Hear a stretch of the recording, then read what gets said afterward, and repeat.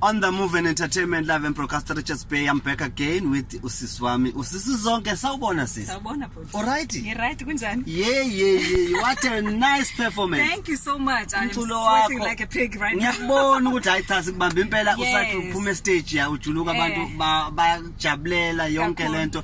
Sifisa ukwazi ukuthi uzizonke mhlambe ke uplanani what we've got.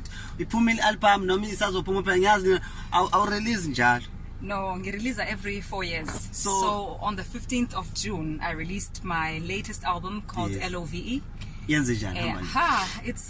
the number one selling album in the country right now. And that's the truth. Yeah, yes. No, I know. If you deliver the quality of the music that you guys are doing.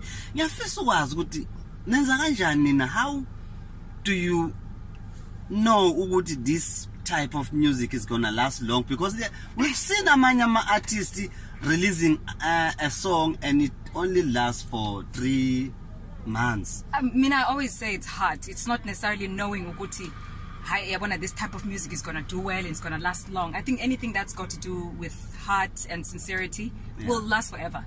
You know, because people can relate. You know, when you write songs that make people say